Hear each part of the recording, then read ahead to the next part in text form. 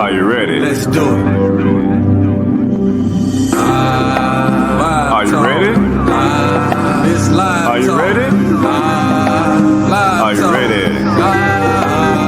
Yes, sir. Are you ready?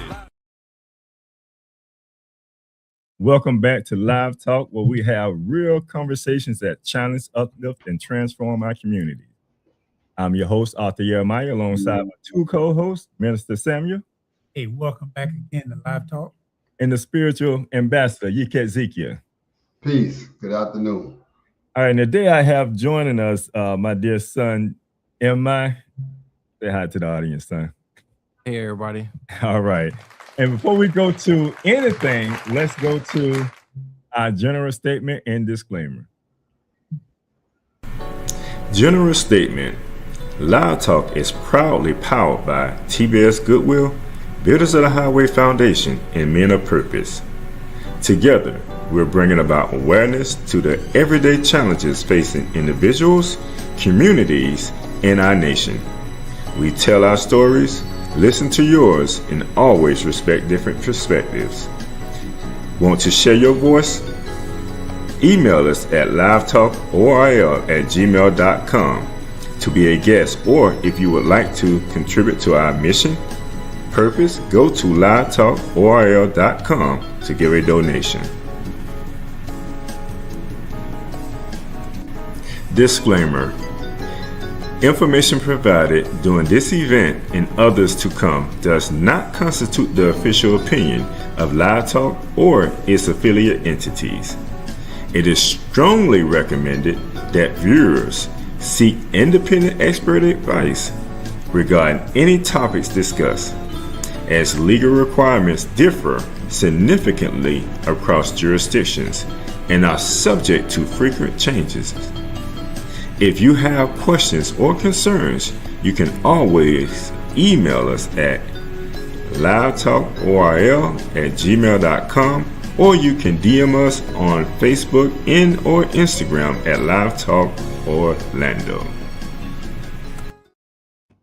All right, welcome back, family. Welcome back.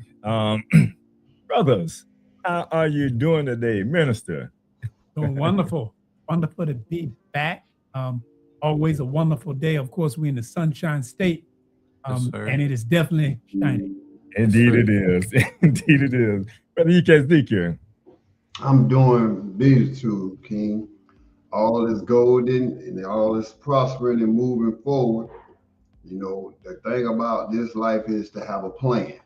And once that plan begins to get executed daily, it brings joy to you. So All right.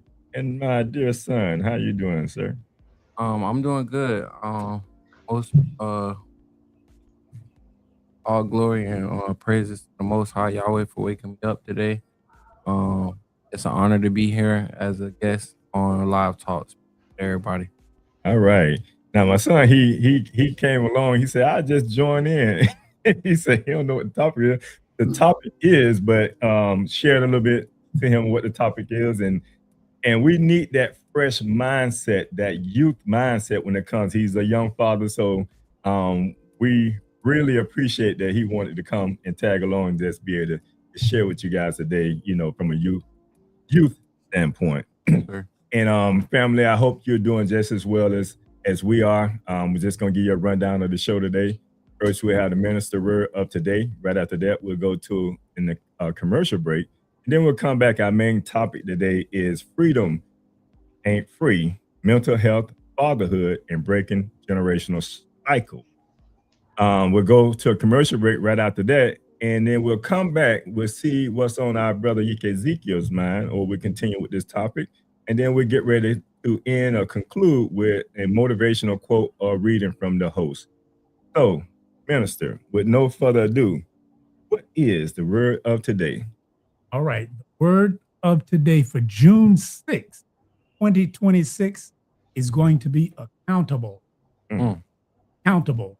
And accountable is defined as required or expected to justify actions or decisions.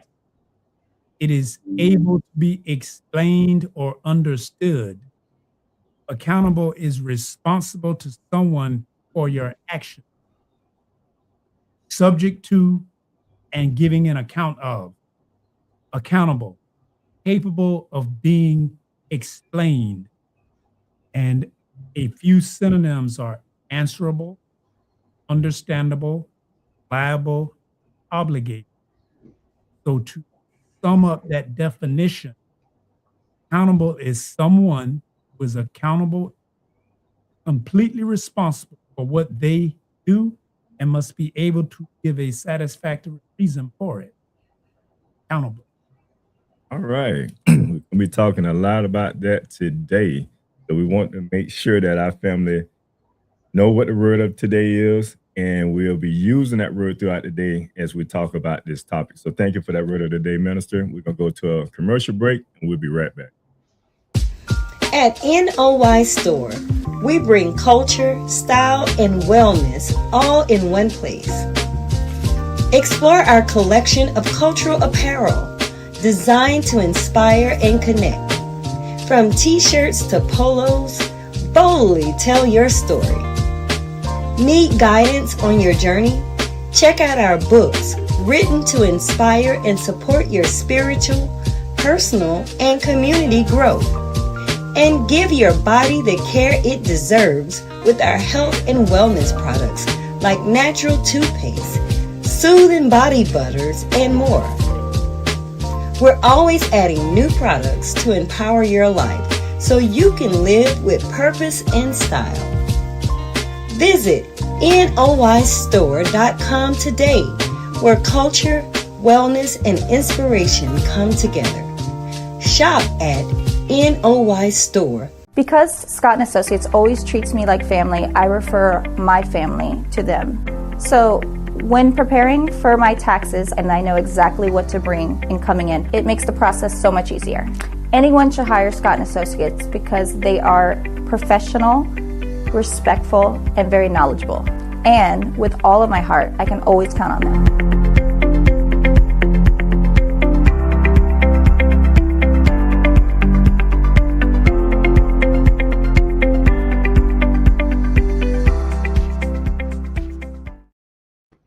All right, welcome back, family.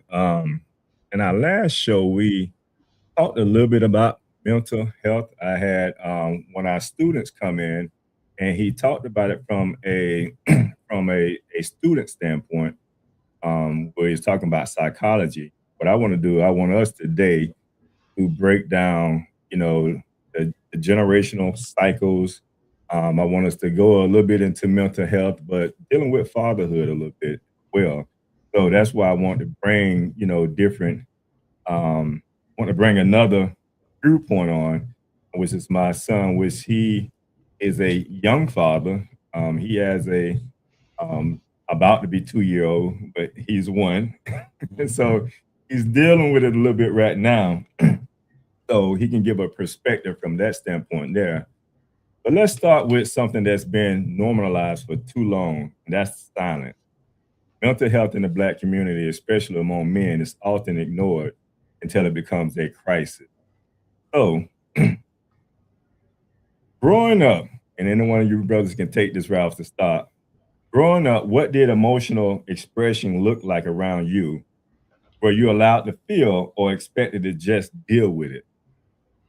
Well, and I know in my household, you were expected to deal with it. There wasn't an emotional outlet. Nobody taught you how to deal with it.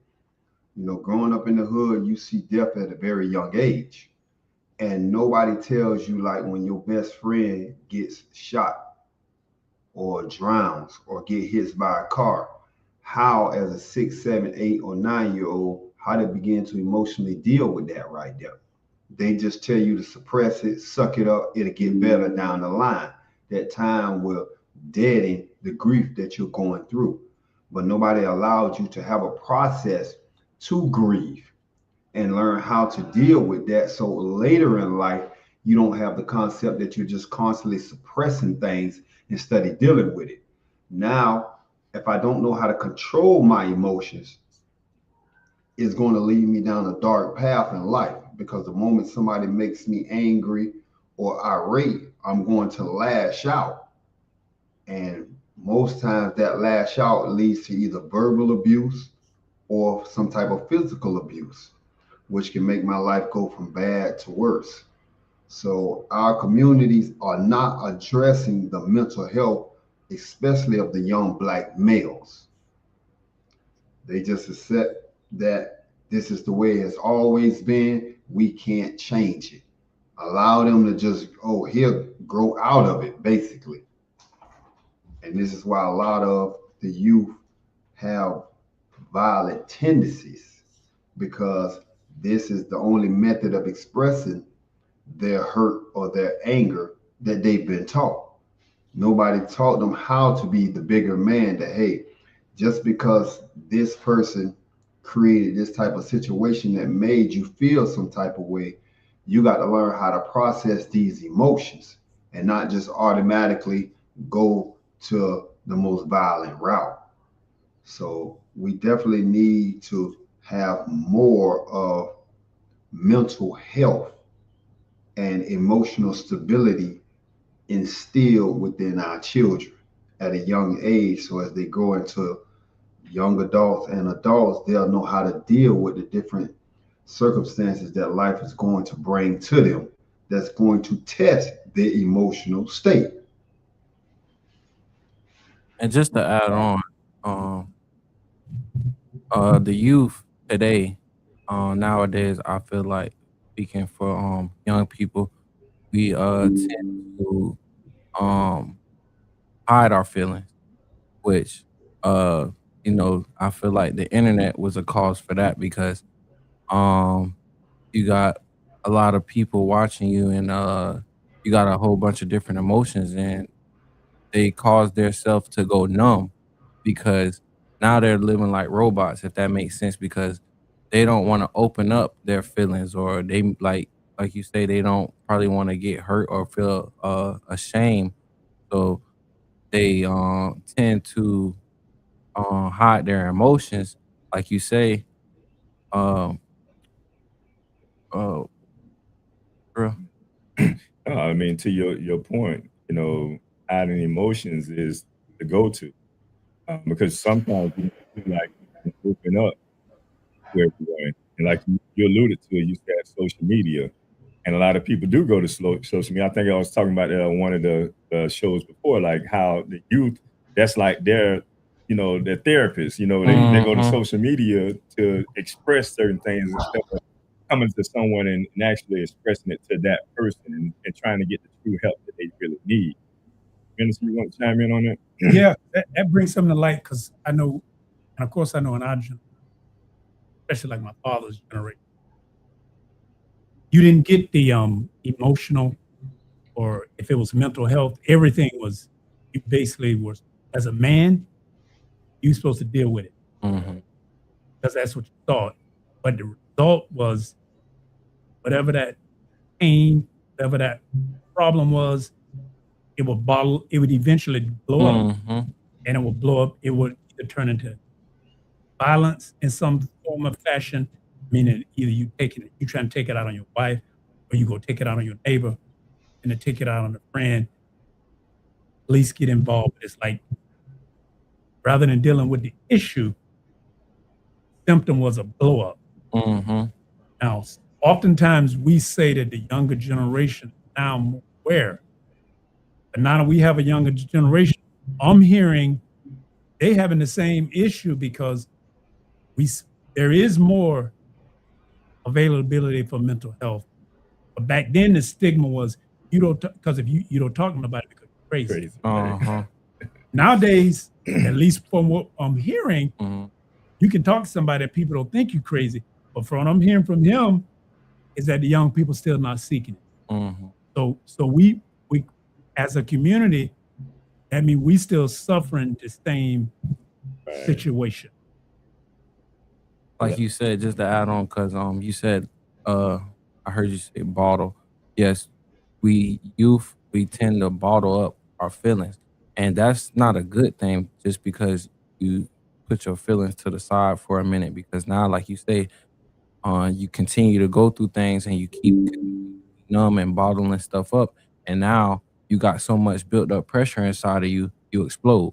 You know what I'm saying? And the youth don't know how to deal with that because they, like you said, they don't have help with mental health out there. They either go through something, like brother said, that's traumatizing, where they lose a friend of theirs or somebody close or family, and then they go through a emotional, depressed stage of their life, and they got to learn how to deal with that. And it's really hard, but you gotta it's ways to get through it. And I say that because I went through it myself. I lost somebody at a young age, and it was somebody I felt like I looked up to, and it was a hard time for me that first year. But eventually, you tend to learn to grow up, and you actually become stronger from your losses. I always think that when I go through something, you always put me through something for a reason. That makes sense, you know.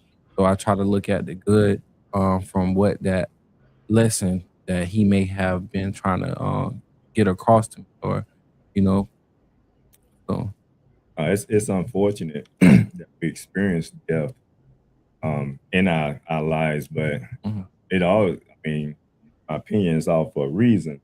And you can't tell that to a parent that lost a son, or to, you can't tell that to them. It's like, I just lost my son. So how do I deal with it? In most cases like that, you have to be on some type of drugs and medicine, man, because that's a deep wound, that you have to recover. Even myself, like, I believe growing up in poverty, like in a poverty-stricken environment, that would also cause some emotional stress as well, and can lead to substance abuse, Yeah. drug addiction, etc. My mother, who was a alcoholic at a certain point in her life, she suffered in silence, because she at one point couldn't get the help that she needed. Coming from that stage in time, like you said, minister, either you gonna be crazy, like, oh, that person crazy, they need some help, or you just gonna suffer in silence and just deal with that pain and all of the anxiety that you're dealing with, and it ain't good for you. It's like going back, yeah, you will burst, mhm, so we have to find ways to be able to not just cope with it and deal with it like what we're saying, but how you get help, and move past that. So that's what it's all about, and just understanding that we all kind of witness that in our growth. And mhm, then at the point where we are right now, what did we do, to get past that? And are we better right now? Did we get past it, right? Well, I said you made a point, and I want to highlight something that you said. Oftentimes, the way to deal with it was either alcohol, drugs. Hmm. That mhm, was the only Hmm. alternative. Right. mhm. That don't mean it was a good alternative, but Yep, that was part of how you dealt with it. Right. yep. But that created a whole nother scenario of Mhm, problems that needed to be addressed. Now, what I will say is what is available now, everyone may not be using it, is that even in high schools or middle school, probably even elementary, they do have counselors and grief counselors for the students that if they having issues, they can go talk to someone. Some may have more than others, but like that didn't exist back when Right. that wasn't there. Counselors were strictly academic. If you needed to talk to someone, you would have had to have a relationship and talk to them like with a teacher one on one. But there was no one set up to say, "Hey, we know that somebody got that you lost a friend, so we need to talk about it and help you deal with it." You kind of had to deal with that on your own. And part of dealing with that was, they that's a reality of, I'm gonna pour out a drink, my homie, and we would drink to that. That was the way to deal with it. Was that the best way to deal with it? That mhm, was the only way to deal with it. What other alternative be? Not supposed to cry about it, mhm, Right. because now you've been a punk or you've been a sissy. Right. So if you don't deal with it properly, you can go make mistakes. mhm. So the way to deal with it was the only way to numb that was with alcohol Or or drugs. drugs Yeah. or a combination of the two. Right. Mhm. And the youth thinks that the drugs are helping them, but it's really not. It's really killing us out there, and it may give them temporary happiness, but uh, that doesn't solve the issue. It just, it just causes cover it up. You're trying to cover it up with the alcohol and the weed, trying to, you know what I'm saying, distract yourself, but the problem is still going to be there, you know. So you really got to heal from it, um, and not try to lean on the alcohol to soothe the pain because that's temporarily. Soon as that alcohol or that weed wear off, now you back. You know what I'm saying? Buying you some more alcohol, doing that. That's not really. That's temporary happiness. You know.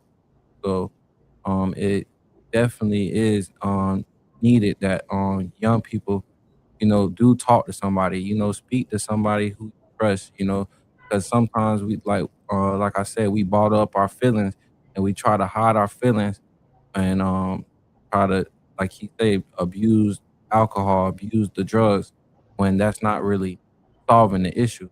You know what I'm saying? It's making you numb. Hmm. Numb you up. Yeah. Do you think in our community we're confused being strong, or we confuse strong with being silenced, Ezekiel? Yes, sir. No doubt about it. That is the premier thought that permeates our communities, as we have been speaking on. Instead of me seeking help because my mental has been unbalanced due to a certain catastrophic event in my life, I suppress that feeling, I deal with it, I look for outlets either in the media or through the music that Hmm. allows me to tell me how I should be feeling. So when everybody speaks and, man, hey, how you all right? Oh, I'm good. I'm straight. Right, right. Although inside there's nothing but turmoil because my partner just got locked up or just got killed. So instead of going to therapy, somebody that's licensed, somebody that's professional that can walk me through the process of how to get my mind back centered. I sit and I listen to people that have no idea of what I'm going through or a solution to what I'm going through. In our hoods, yeah, everybody may be going through the same problems in different degrees, but we don't have a rational solution to the problems. So I just keep quiet. I'm a man. I'm taught to be strong. So strength is don't tell nobody about my problems. Don't tell them what I'm going through because they can't help me anyway. Hmm. Which is true because they don't have a solution because they was never taught a way to how to overcome this right here. Grief is one of the most intense emotions that humanity displays. And if it's from somebody that's close to us, it's devastating. Mother, child, sister, brother.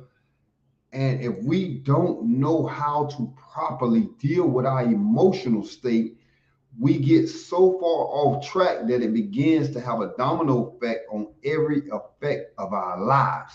Every area becomes now infected with my lack of motivation. I'm so grieved about my mother passing or my father passing, I can't even get out of bed. I don't want to drink or I don't want to take drugs to numb myself. So I just sit there and now I take on what's called depression.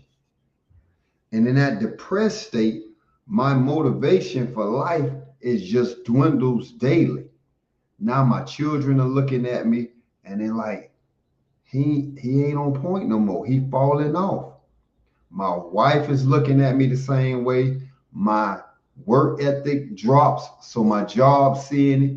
And eventually I may lose the job because I don't even have the desire to get out of bed and show up no more. So I go just from being late to not even going, period. So we have to understand that silence equals death because the death of the emotions of that person will spread out to every area of their lives. So being strong, one of the first definitions of strong is to be mentally sound. In any dictionary, it's going to tell you to be mentally sound. You're not sound in a depressed state. You unsound. And when you unsound, you're going to make illogical, irrational decisions that's going to affect everybody within your immediate and out circle. So as men, we have to now see that therapy is not our enemy, because our people, we look at therapy in a different version. When crisis hits the Black community, what is the first thing we do? We turn to the creator of the universe. We go pick up the Bible. Let us read. Let's study. Let's pray. That's our form of therapy. Prayer is what? Communication between you and the supreme being. So when you look in your mind and say, well, okay, this tragic has happened, the first thing, oh, Yahweh, God, give me the strength to carry on through this right here. How I'm going to make it. So you go to read in the Bible. That's a form of therapy. You're talking to whoever prophet or person that was in the Bible that wrote that particular book. You're communicating with them. So what's the problem with me going to this person's office and communicating with them and getting some live feedback from what I'm going through, especially when they have been trained for this particular area? When I get a stomach ache, I go to the doctor. If I get a gunshot wound, I'm going to the doctor in the hospital. I'm expecting his expertise to patch me up. I'm not going to sit home with a gunshot wound and say, yeah, eventually it's going to get better. No. So we have to stop being biased about how we choose to use our mental abilities and start seeking help outside of the normal forms of help that we've been dealing with that's not productive, that's not showing benefit. You have thousands of men and women in prison because they lack the emotional ability to find themselves in a particular circumstance and think their way out. They just act emotionally. And again, since we grew up in these hoods, violence is always a forced course of action. We don't have that diplomatic or tactful approach. Let me talk through this. No, we ain't seeing that, because you're going to be perceived as soft. And as a man, that's a title that I never want labeled on me. And we just got to get it and realize that silence equals death in every aspect of our life. I believe what you just said, brother, was powerful. And I think that goes, that's in line with all men too. It's not just Black men, but all men. We have this machismo mindset of being prideful and not allowing ourselves to be vulnerable.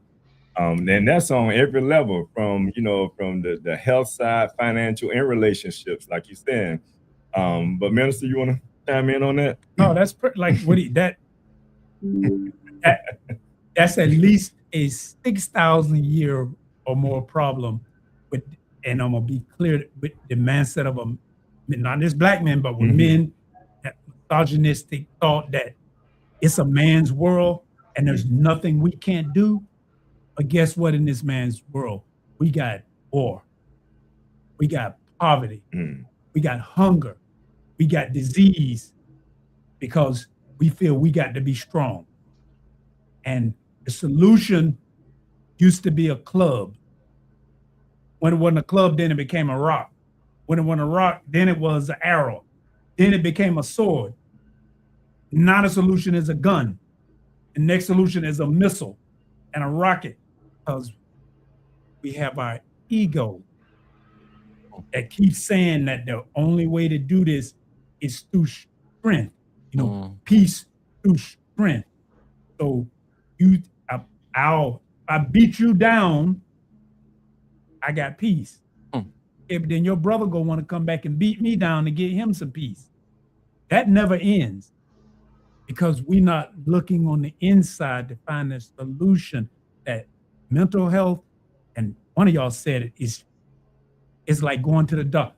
You get that gunshot, you going to a doctor.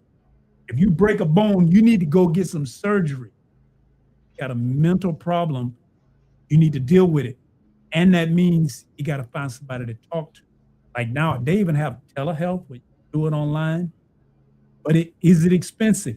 If you can't afford it, I mean, especially for young people, you might need to find elder or senior, someone that you can talk to.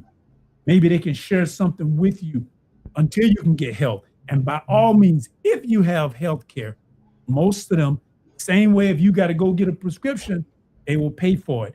And people say it's too expensive, I can't afford it. But yeah, I got a problem with that because I see y'all spending $200 on shoes. $200 on shoes.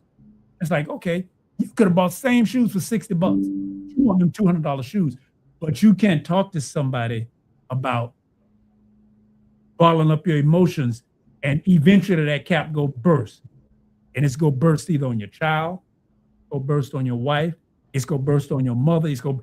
At some point it's going to pop because you don't want to get that release valve to deal with stress.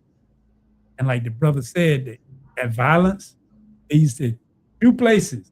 It's going to lead to prison, or it's going to lead to the graveyard. And since the youth on here, when it comes like even right now, because we're dealing with two different generations, just understanding where the youth are at this time when dealing with situations, because we can either be like what brother's saying, be strong or have this illusion of strength, or being silent, which is going to destroy us. What do you feel that most youth, and then can you share something personally, and then what you think most youth, the reason why they're not going to get the help or to speak to a professional?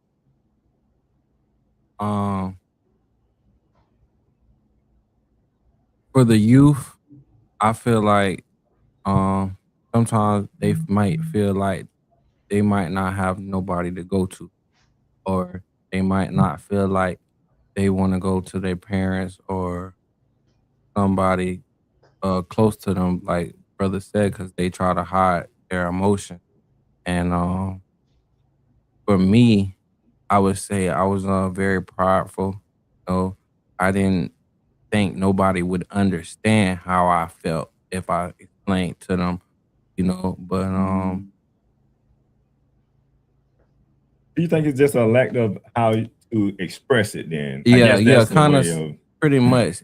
If you might sound, some people might think, dang, I might sound crazy if I tell this person how I'm feeling, or if I tell them, hey man, I no longer want to be here, And I know young people probably have done dealt with that before, where like brother said, they go through a depressed stage and they lay in a bed. I remember a time when I was just a few months ago, I lost my vehicle. I was depressed and I was laying down and I was soaking in my misery. But then my cousin came to me and told me, hey man, you gotta get up, or you gotta, to me, it's about keep going. You can't stop. You can't sit there and soak in your misery. You gotta continue because you never know what God may have for you around the corner. You know what I'm saying? Sometimes He might take something away just to bless you, you know what I'm saying, twice as much. So I feel like with the youth, maybe they might be ashamed of coming to somebody for help. Maybe, it's probably not cool for them to you know what I'm saying, to try to look for the help. But we definitely need it. Um, like brother said, we try to run to the music, we listen to everything else but to our mentors or the people who may be trying to feed us good. But the minute you open up your ears and you listen to what Yahweh is trying to direct you, or what He's trying to get across, I could share, for example, like a few weeks ago when I did lose my vehicle and I was going through a depressed stage. I had to get myself up. I had to get out there and get back to it because you got to keep going. Somebody was giving me knowledge upon um, my way. I was getting up. I was going to a little job interview. My way back, I ran into an old friend of mine, and I ended up seeing Hebrew on his arm. So I was like, you know what that name means? He said, yeah, this Yahweh. And I was surprised because I went to school with this young man and I never knew that he knew about the Father.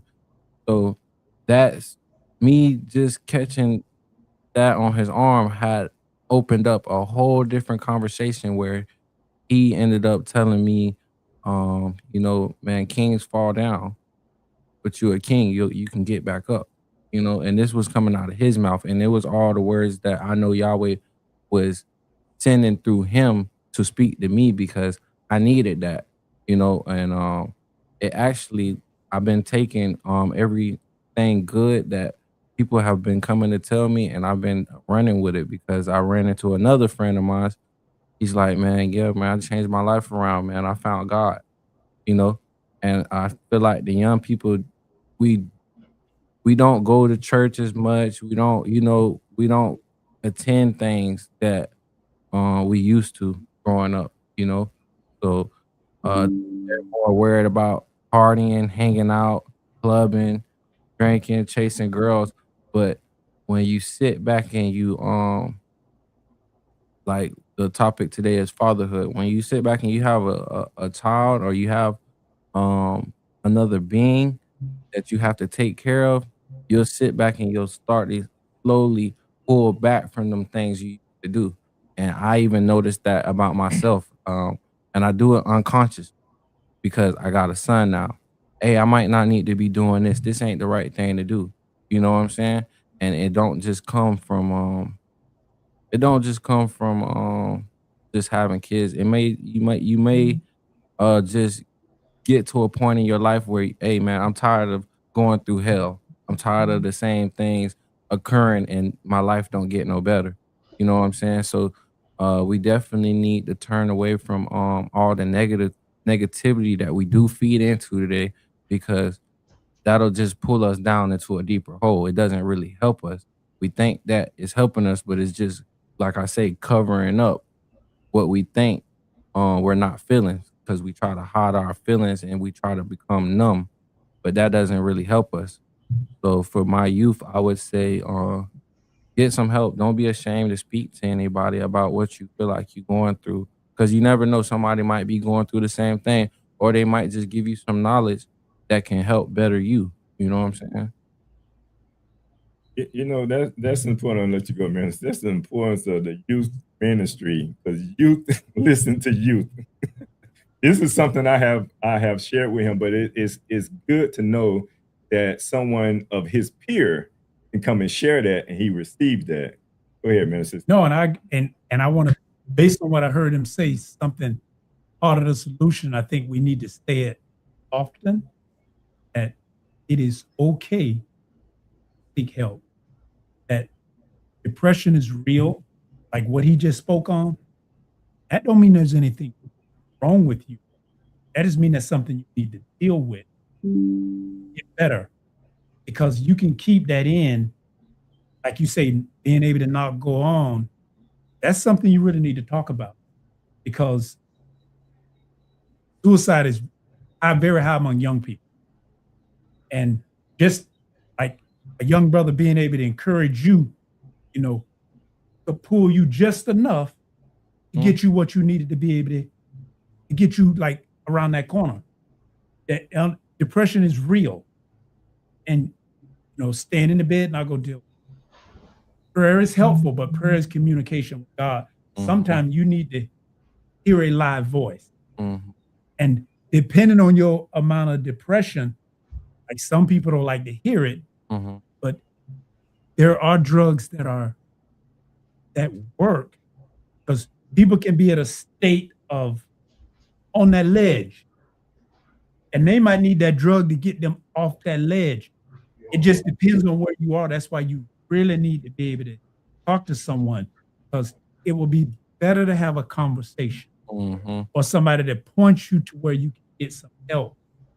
Or sometimes it's like we might need as men or men of purpose, sometimes as men, we just come to the table and we need to talk about issues because that can bring that depression, stress level down because we don't want to read in the paper about around somebody with their life. But that's real. And that don't mean you're a bad person. That don't mean that you're crazy. That just means that you're dealing with. It's almost like you drive in the car and you get a flat. The flat just need to be fixed. That's just a reality. But if you ride around, get up on I-4 with three wheels, that's a death sentence. Same thing with mental and depression. There are people who know how to fix tires. So how do we have to come up with making it that mental health is normal, and we need to seek remedies that we have available. And a lot of times we don't have resources. Even the resources that we have, the immediate resources around us, may not be a good resource. We talked about it before, where dad may have needed some help, and his dad may have needed help. But we have to just be mindful of those things. If you've seen dad, he works all the time. Not to say that I work all the time now. Don't be looking at me funny. It's just I work all the time, but I'm going through some.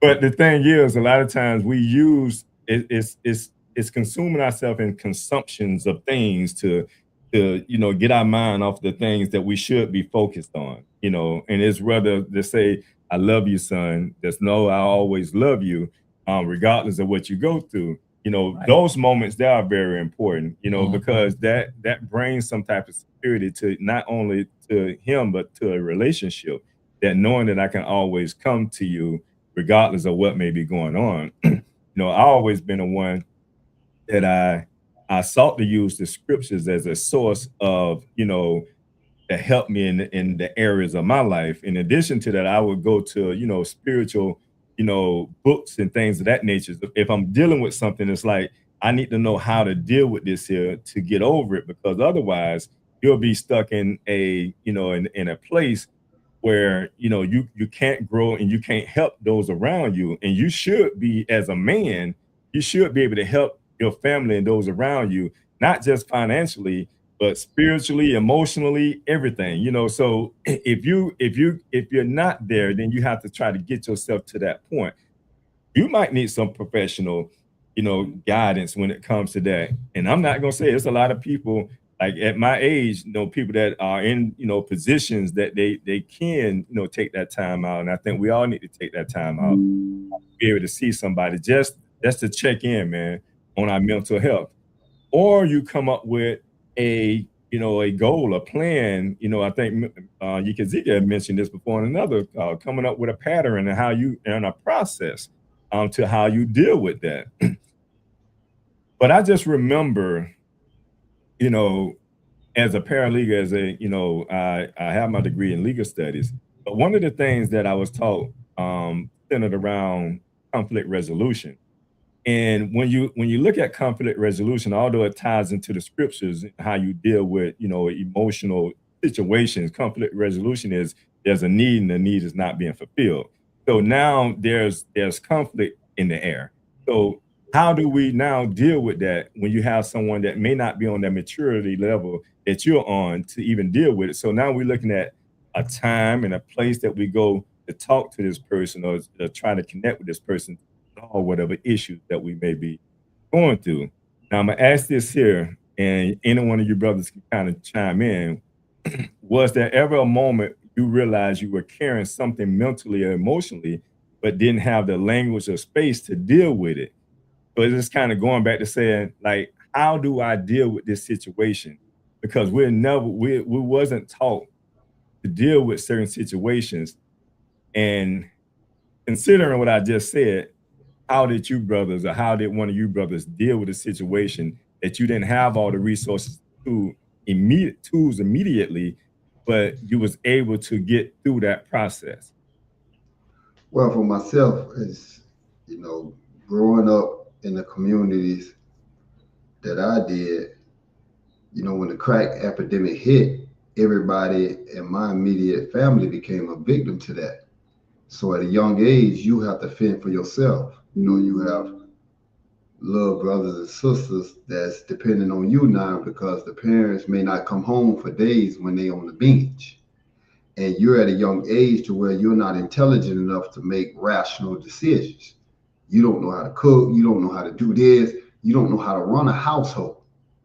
Yet you know you by default have fell into that leadership position. So you again look outside of your immediate house, you look into the communities, you look at the TV shows, and you try to extract certain traits or qualities from the people that you are looking up to in order to learn how to be a leader. So it's a trial and error situation. And in the beginning, it felt helpless. Like, man, what am I doing? Almost burnt the house down one time trying to cook. But again, you didn't have that skill set. So you're trying to survive. And that's a problem. You're in survival mode without the necessary tools to come forward. So as you begin to walk down that path, it may seem hopeless. But again, back at that time, even though the drugs began to decimate the communities, you still had that community mentality. So when your friends' parents or your auntie or uncle see what you're going through, they'll come over and try to help and show you how to do things. So you was getting helping hands, which I know for me allowed me to make it through that situation. But it was a serious psychological adjustment that needed to be made to go from being a child to being a man overnight. And as I said, you make decisions that was not sound just due to lack of information. You just didn't know. You know, you 10, 11 years old, you don't know how to run a household. You don't know who to go to pay bills or anything. So when you get up in the morning and the lights and the water off, you don't know why. And you don't know who to go to rectify that problem. So we all have traumatic or calamitous events that occur in our life. And I believe that it's to allow us to develop particular traits that we lack or to strengthen the ones that we already have for future events that's going to occur in our lives. So as traumatic as that was, for me, the biggest psychological adjustment that I had to make was when I got captured and being sent to prison. That was a whole new atmosphere. You know, you not used to that environment. And quite naturally, you had to undergo a whole new way of thinking that you didn't realize you were capable of because you had never been put in that situation before. Like they say, you don't know how you'll react to something until you're actually in the midst of it.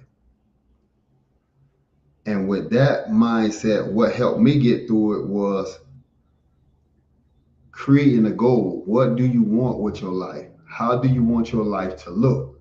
And that's what led to the path of, okay, let me start learning how to do certain things. Let me start deciding, okay, this is going to be my value system. This is who and what I am. So I need to start making moves in my actions that align with that right there. So I can't set a goal, for example, to say I want to gain 100 pounds, but I'm only eating once every 3 days and I'm not working out. That's antithetical to me trying to accomplish my goal. So once I decided what did I want out of my life and what did I want my life to look like, even in that environment, that led me down the path to where I was able to begin to mentally feed myself the knowledge that needed to become what I wanted to be. So that was my saving grace and experiences that I had to go through that, life just gives you. But I was able to come out on top because you develop that particular discipline and you stay focused to the goal, and you never gave up on it. And it allowed me to eventually think my way out of prison. Yeah. Yeah, I did one time, man, listening to Brother Israel. When it comes to mental stability, I want to say you can't get past it without peace. you gotta have some type of peace in your life. And you might not get that peace today, you might not get it tomorrow. It's you gotta be patient. And I don't know too many people um with mental stability that aren't financially able. You know what I'm saying? So your peace might be from financial, you know what I'm saying, making money or, just building yourself up. You might get peace from the little things you do that you enjoy. Um, so I feel like with mental, you gotta find peace. If you don't have no type of peace in your life, you can't be mentally stable. You know what I'm saying? Because it's something off. So you gotta find that peace within yourself, I feel like. And that can happen anywhere. You might sit down and God might sit you down in jail and sit you down for a minute to make you realize some things. And then you start to realize and you start to care about the things or the things that you overlook. You start to think about those things. You start to think about the people that you love or the people, who really do got your best interest. And sometimes we get caught up as young people, hanging around probably somebody that's no good in your life. If they ain't no good in your life, then you shouldn't even be around them. You know what I'm saying? Because we definitely with this youth, we tend to follow other people, but the way they going might lead you into destruction. You know what I'm saying? So with mental health, I feel like you gotta find that peace within yourself, and it might take time, but you build, you work on yourself, and you strive every day to get better. You know what I'm saying? Uh, No, I that's like right. I like what you're saying, and in today's climate, so like when we dealing with stress, finances, expectation, Mhm. what does healthy actually look like for a black man's mental? We can ask that one. We did have a question. Meso have answered it Oh, in the you know chat. what? We do have a question in the chat. Let's go to the question in the chat. Yes. Angela Scott says, wonderful conversation. What role do you feel the media and social media play in regards to mental health? I might have a when I have our youth talk about that. You heard the question, sir? Yeah, what role do I feel in social play in regards to mental health? Let's start with social media. Social media. Um, Regarding to mental health with social media, I feel like honestly, you can get some good and some bad from that. Because if you're looking for things like as myself, I was looking at certain videos for bettering myself. And you got certain things, meditation, health, you know, working out. All of these are physical, spiritual, but it all comes down to mental because you can't do these things if your mental ain't right. If you're not locked in or you're not motivated, then you won't be mentally ready to move forward. So with social media, I feel like that can be a good or bad thing because you feed yourself some bad things off social media that can tear you down. Now you're mental, you're going crazy because you sitting here listening to foolishness, you know what I'm saying? And it ain't no good for you. Now you get out there and you doing the same thing because you just seen it on social media. So I feel like it all depends on how you pretty much use it. But we want to use that good and bring it into our life. That's the only way I feel like you can really help yourself deal with that mental. Sometimes mental could be as simple as, hey man, you closing your eyes and slowing down your breathing, and you feel me? And that's your mental. If you're going through something, you might have to calm yourself down. If you build up that pressure and now hey man, I'm going through this, I'm going through that, and now you ready to go do something, that might not be the best effect on your life. Now You messed up because you were thinking in emotions and feelings when you could have sat there and slowed down and meditate and actually found peace.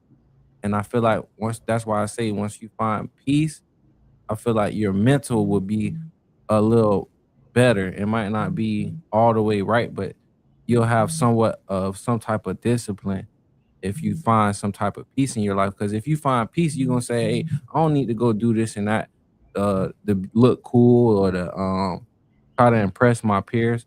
Because that's most of the time that's what social media is for, to impress other people. But if you're living for Yahweh and you're living for yourself because you found peace, I'm not gonna do nothing to impress other people. Why? Because I'm already happy. I'm not gonna jeopardize what I got going on for uh what other people think. And that's what we tend to do on social media. We tend to um put on a character or disguise whatever you want to say because that's not us. Like I say, you living like robots when you're on social media. You know what I'm saying? You're trying to hide your emotions. You don't want everybody to know, oh, this is what I'm going through or this is what I got going on. So I feel like you honestly gotta find peace within your life. And that might be financial peace. That might be something, you know, something that you may have to fix in your life. But if you want to be happy and get your mental right, then I would say you start by wanting to change, or and accepting the fact that, hey, I may need the help or I may need to speak to somebody, that can help benefit my life and or my mental. And and say, well, crazy enough, like being on social media, um, just to your point, there's a lot of good things on social media. They have different groups. They may have a mental health group. You type in mental health, there's a whole group of people talking about how we can better ourselves. And if you're on social media, those are type of groups and things you should be connecting to because that's going to help with your mental.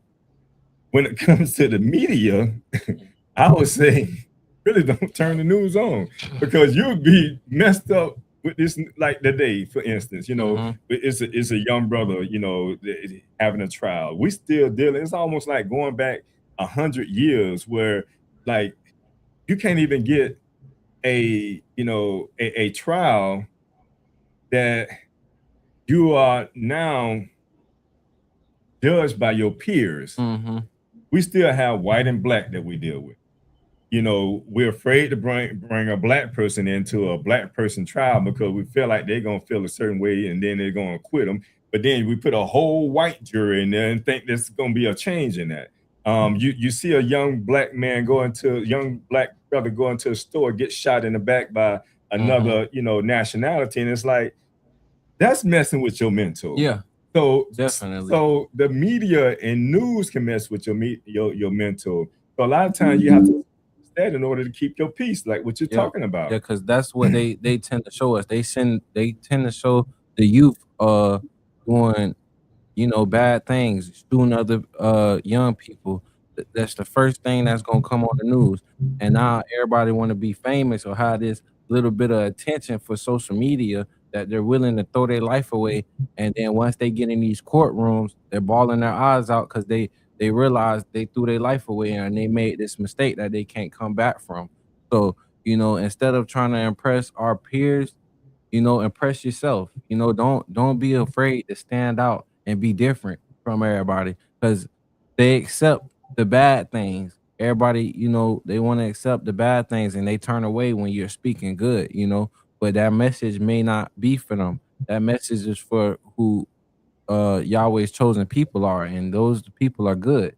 You know what I'm saying? Not everybody want good or want good mental healthness, so definitely just gotta remember that, and definitely what you were saying. So I just wanted to add to that. And to add to that, like I'm saying too about the media and social media, I would say that look at it as a gauge because, like I said, you can get there are a lot of groups on social media, help groups that you can get benefits from. Even with the national media, local media, there's things you do need to pay attention. But the key is have a switch. You got to know when to turn it off, because if you take too much of it, it'll take your mental health to a place where it's hard to, because they'll say you should get mental health, but then you get bombarded with, we live in a 24-hour news cycle. Your mental health is going to go straight to the tank because all you being fed is negativity. And like something that you brought up, and I want to point that out, like in our community, we normally are spiritual people. We will go to the church. We will go to God. We go to the Bible. And that is an excellent outlet for your spirituality, because the Bible should be looked at as a book of life. There's a lot that you can glean from it and apply into your situation. But don't make that the only means of dealing with your situation. Look at that as, perhaps it might be better say, that's going to be my step one. But there's also a step two, because if you're dealing with mental health, you need to look at the people that's around you. You need to look at your support system. And you brought up an excellent point. If you have somebody that's negative, or a group of friends that's doing things that are bringing you down, you need a different set of friends, because what good is it to get spiritual health, spiritual wealth, and then you cast that to the swine? It does you no good. So when you get that spiritual and you get that social right, and then now you may need to seek the advice of a professional to get it holistically, because it all plays a part. Because sometimes you need someone from the outside to be able to point things out to you. Because sometimes you may know the right answer, but it comes better when you get it from someone else. Like what I can tell you, what I personally found out about therapy, when you talk to someone, it is good to be able to get it all out and to be open and honest and let it go with someone who's not going to judge you, because that's a step to your healing. And something else that you said, and if you haven't tried it, meditation and being able to be centered, like being able to breathe. You have no idea what it's like if you haven't did it. Meditation and being able to breathe and bring yourself and get centered, like getting in touch. If you want to get in touch with God, if you want to get in touch with the universe, if you want to get in touch with your inner self, prayer, it all becomes a reality and it becomes one. Because sometimes, like you can, like it's a physical thing. You can be stressed. Go get your blood pressure checked. It's going to be high. But if you meditate for 5 minutes and be centered and get in touch with yourself, retake your blood pressure. It will drop. That's just the reality.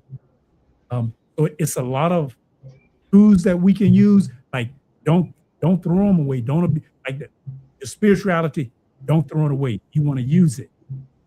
Your friends, your family, you don't want to throw them away. You want to use that. Meditation, you want to use it. And professional help, you want to be able to use it. So you want to use all the resources that you can have to make yourself whole and to be complete. Do we have a comment that came in? Oh, we're talking about time. All right, so we're at the time. We're gonna keep on this topic because we're gonna transition a little bit to fatherhood, but we're gonna go to a commercial break and we'll come right back.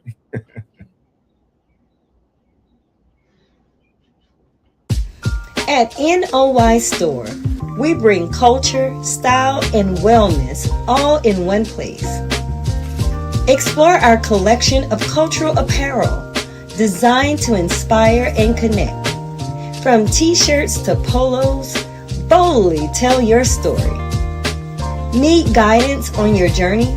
Check out our books written to inspire and support your spiritual, personal, and community growth. And give your body the care it deserves with our health and wellness products like natural toothpaste, soothing body butters, and more. We're always adding new products to empower your life so you can live with purpose and style. Visit NOYstore.com today, where culture, wellness, and inspiration come together. Shop at NOY Store. What do all these people have in common besides a beautiful smile, healthy teeth, and gums? They all use Zodi toothpaste. Zodi toothpaste is made with all natural ingredients. Zodi toothpaste is fortified with moringa and baking soda. Zodi toothpaste is suds-free, making it an excellent choice for kids. All natural, fortified, and suds-free. Get yours today at noystore.com.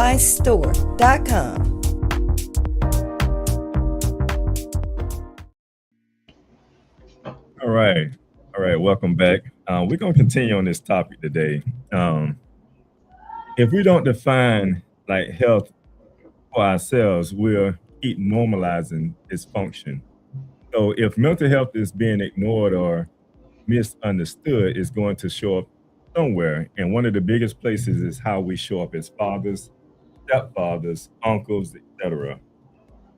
Fatherhood in the Black community is often discussed in extreme, either absent or present, but rarely in the real in-between spaces where most people live. So brothers, what did fatherhood look like you in your life growing up, and how did that shape how you see yourself as a man today, Ezekiel? Fatherhood for me, I was in a blessed situation.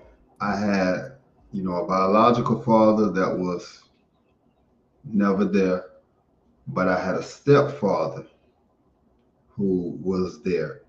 So the stepfather taught me what it was, one, to be able to raise a child that wasn't yours biologically, and to pour into them the knowledge that he had of what a man was.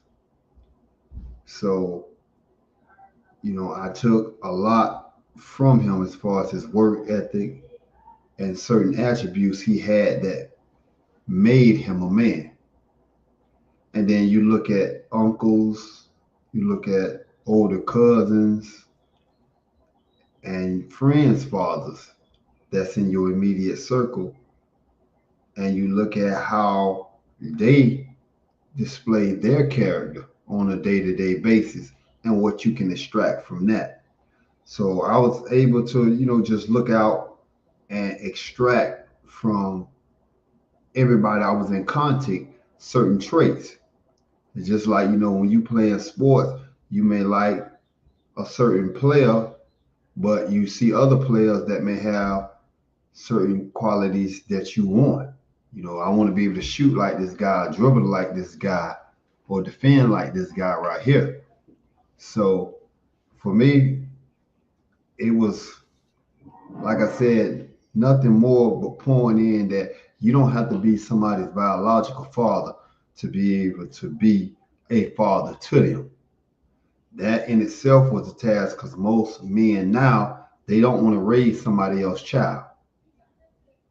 There's a stigma going around that, stepfathers don't get the correct treatment from the children, especially when an argument or disagreement occurs. So for me, it was great, because I had what I consider the world's best stepfather, and he shaped me into what a man should be, and that allowed me to grow with a certain trait in how I dealt with women and how I dealt with running my house now. I took those precepts that he gave me, I applied them, and everything that I've learned as I growed up, I applied, because I didn't want to repeat what I deemed was his mistakes. Each parent wants their child to extend the bar farther than them. And in order to do that right there, you have to pour into them what you have and hope that what they extract from you, they're able to add on so that they may move the milestone a little further back, so that each generation gets wiser, and wiser. So I liked it that right there, that this man was able to do what he did, not being my biological father, and then having domestic issues with the biological father. You're nowhere in the picture, but when you come around, you mad that this man is raising your child, but you don't want to take that responsibility, or you lack that accountability yourself, even though you live a couple of minutes away. So I'm seeing you every day, but you're doing nothing to be a parent. But you mad at this man because he is. So, and that's a lot of stigma and a lot of realistic situations that's happening, especially when you're young.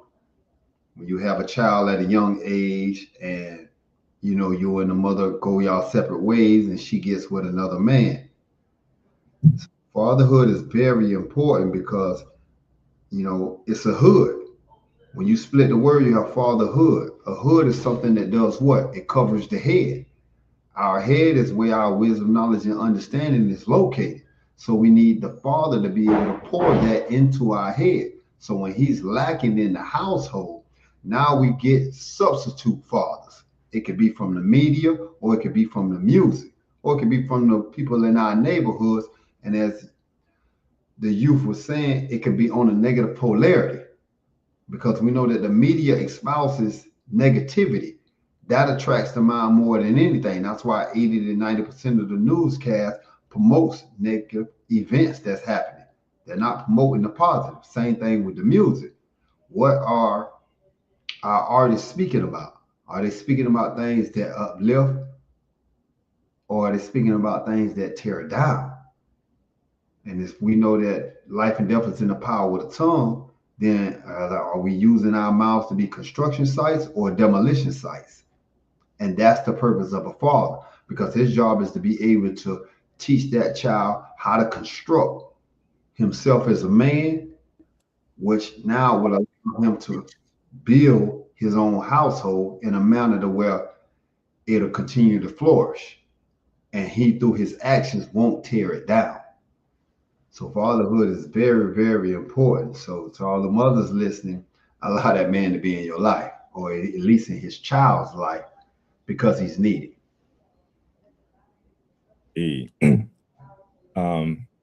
Emma, when it comes to, because I'm gonna bring the young man into to this space. Do you think more young men today are intentionally trying to be different from their fathers, or unintentionally becoming? Honestly, Or have you seen, another question would be like, amongst your peers, are there a presence of fatherhood there that you have seen, or there's a lack thereof? okay. I feel like there's definitely a lot in this generation, only because I say that because a lot of people of this generation, they're probably not really, they're not there for their kids, and it's important to be in kids' life. Um, they may have had traumatizing childhood where their fathers weren't there for them, and they're doing the same thing to their kids, abandoning them, not raising them, not being there, putting on getting put on so-called child support, paying child support that's not really a connection or a bond with your son or your daughter. I feel like fatherhood um definitely have to instill in them at a young age discipline and hard work ethics, because it'll take them a long way in life. You gotta, as a young man, um I was blessed with the father that I have, um Jeremiah itself, um because not only did he instill in me the foundation of Yahweh, but he also taught me things that I didn't realize would benefit me today.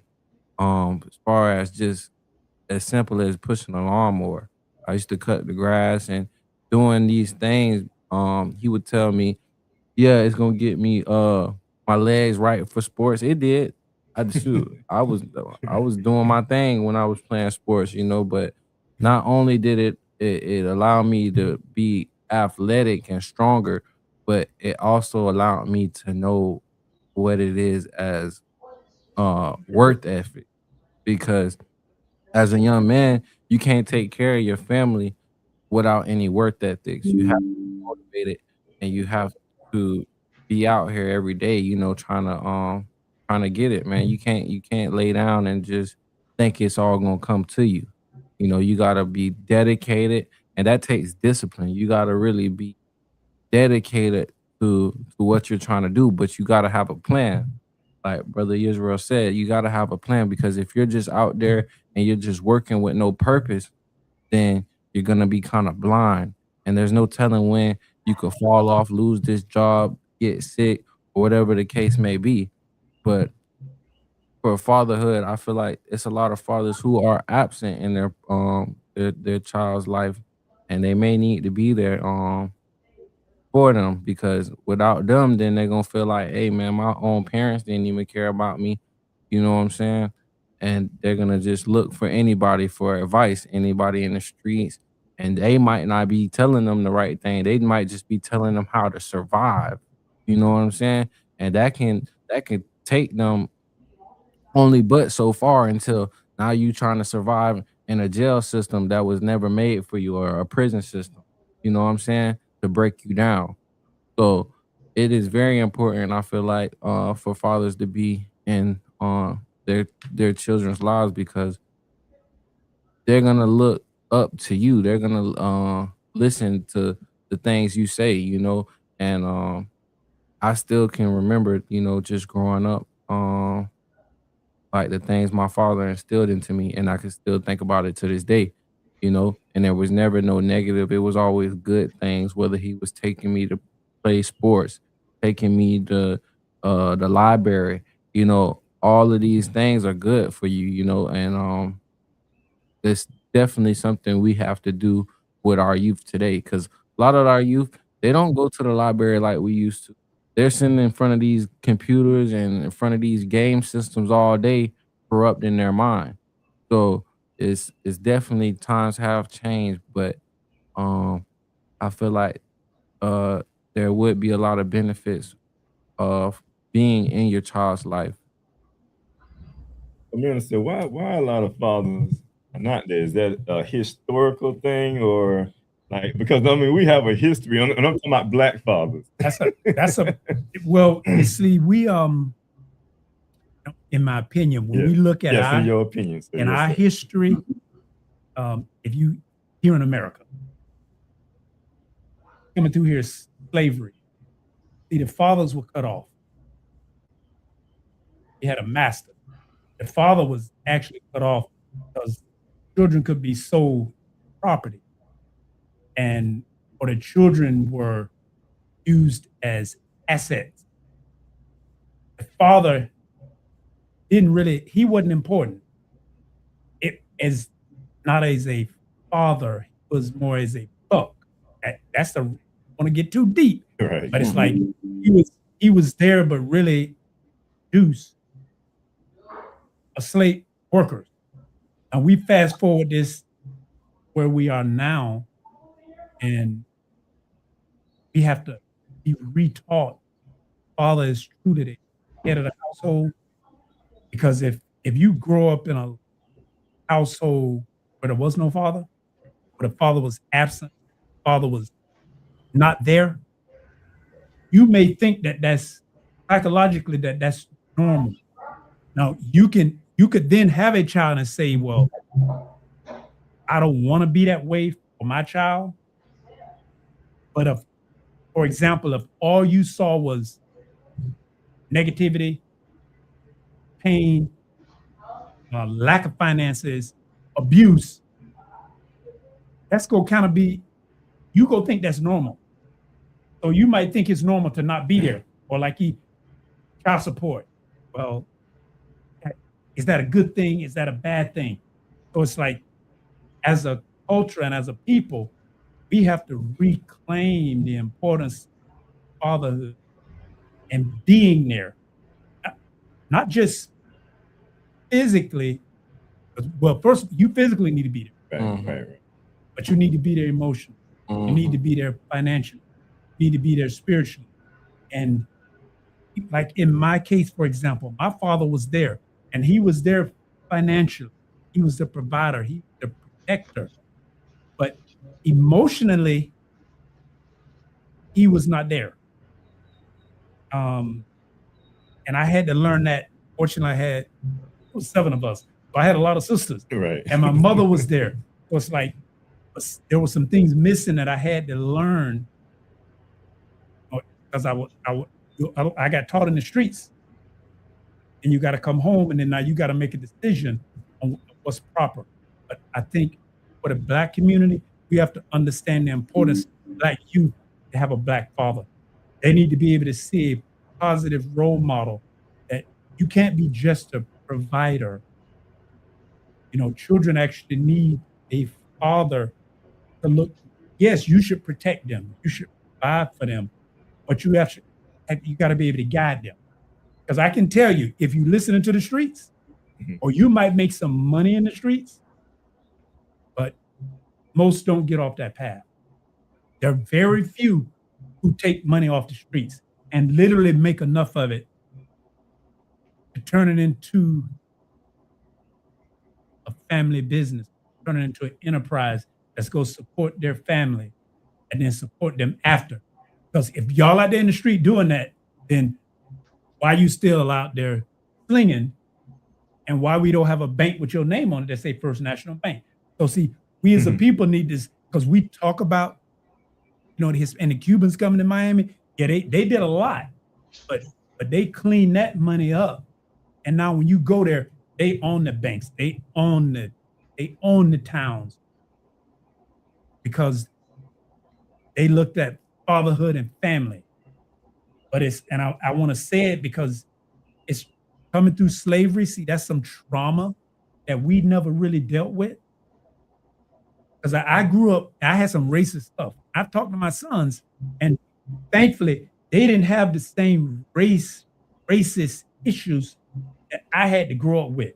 But that don't mean they didn't grow up in a racist society that still have things 3/5 of the human. That's still on the books.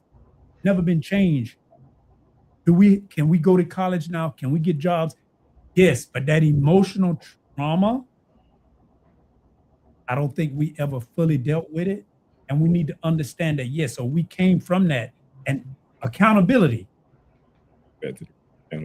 We at a point now that we can't blame. Yes, we know it's there, but now how do we become accountable and realize that we're not just for producing babies, like the term now here, baby daddy, baby mama. That's real.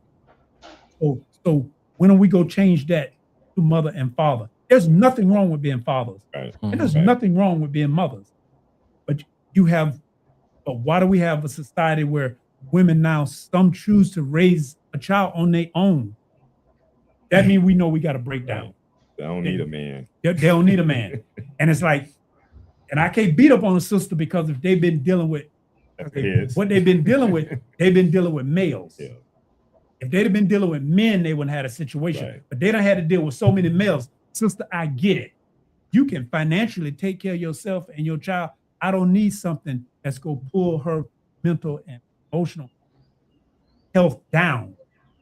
That means fathers, we have to step up, take our role and our place, because our sisters should not have to be strong all the time. They should not have to raise our sons by themselves. We shouldn't have to go to the man to come in and be the support for our children. That's our responsibility. And that's not the white man's responsibility anymore. That's our responsibility. Did they play a part on it? Hell yes, they did. But today is the day we have to turn the corner and make it better for ourselves. Brother Ike Ezekiel, how do you make sure you faded out? I couldn't hear you. How do we make sure that the next generation doesn't inherit the same patterns we did? So step one, we look at and we outline what the problems was for us growing up, either with a father or without a father. And then we create a blueprint that would allow us to be able to say, this is the traits of a man. What does a man look like in my household? Okay, a man is one that's responsible. He's one that's a provider. He's one that brings peace. So you have all these qualities of a man. Now, once you identify the ingredients that go into a man, then you begin to put the necessary steps that will make that child develop those qualities to the fullest ability. So you have to have, it's like an instruction book. When you open up something, the manual that comes with it. And this is the only way that we ensure that they become a man. So you have that system. You know, the Great Light teaches us what? To train up a child in the way it should go. Train, one of the terms or flavors of it is to catechize that child. And catechize means to instruct systematically by means of questions, answers, and explanations. So you have to instruct that child in a systematic root word is system.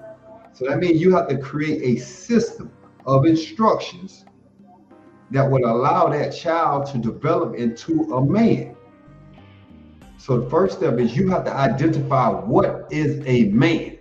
Because in the beginning, you always say, let us create man. What ingredients went into making a man? Because if I ask you, what are the ingredients that go into making a chocolate cake? All you got to do look on the back of Duncan Hines' box and it's going to tell you. And then you can look on TikTok or somewhere, they're going to show you step-by-step process of how to take it from that box and make it into a fluffy cake. So what are the ingredients that go into making a man? If we want the next generation to be superior to its predecessors, then we have to give it qualities that the predecessors lacked. 20 years ago, they had the iPhone 1. Now up to the iPhone 17. Same phone, but the system is different. So the newer model has more features than the older ones. So as parents, again, especially fathers, we have to ask ourselves, what traits do I want to pour into a man? And to the sisters that's raising men on their own, what qualities do you want your male child to have that you love in men that you're dealing with, or that you despise in men that you're dealing with, so that your child doesn't grow up with those same qualities? Because you have to raise that child if it's yours. So what are you pouring into that child that'll make somebody's daughter be proud to call him her husband? Right. That last word. Any last words? Yeah, for fatherhood, my last words would be, you know, I heard the term, it takes a village to raise a child, and I was blessed to have sisters, and I feel like fatherhood, it doesn't just only happen in our family. It can happen outside of our family. I done had young kids coming up to me, calling me their dad, and I'm not their dad, but you know, you could be a father figure. You know what I'm saying? You could definitely have an effect on other young Black youth lives, and they'll listen to you if they admire you and they look up to you. So leave some good on their life or in their life, you know. And like I say, I was blessed to have so many sisters that I started to get these father traits before I became a father.